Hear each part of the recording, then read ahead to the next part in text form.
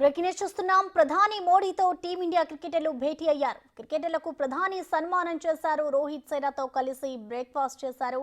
ఈ టోర్నీ జరిగిన విధానంపై అడిగి తెలుసుకున్నారు. అటు బార్బడోస్ లో చిక్కుకున్న విషయంపై కూడా మోడీతో చర్చించారు. ప్రధానితో కలిసిన తర్వాత టీమిండియా ప్లేయర్లు ప్రత్యేక విమానంలో ముంబై బయలుదేరారు. విమానాశ్రయం నుంచి నేరుగా వాఖండే స్టేడియానికి వెళ్లి అక్కడ నుంచి 2 కిలోమీటర్ల మేర వరల్డ్ కప్ ట్రోఫీతో ఓపెన్ బస్ పరేడ్ నిర్వహించారు.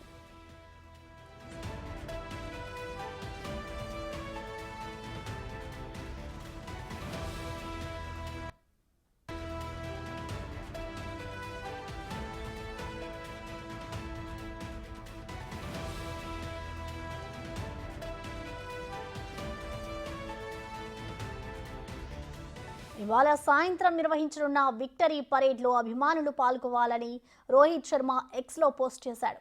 ఈ ప్రత్యేక క్షణాల్ని మీ అందరితో కలిసి ఆస్వాదించాలనుకుంటున్నాం. మెరీన్ డ్రైవ్ నుంచి వాఖండే స్టేడియం వరకు జరిగే పరేడ్లో భారత్ విజయాన్ని సెలబ్రేట్ చేసుకుందామని రోహిత్ శర్మ పోస్ట్ చేశాడు. బీసీసీఐ సెక్రటరీ జై షా కూడా అభిమానులకు ఆహ్వానం పంపించారు.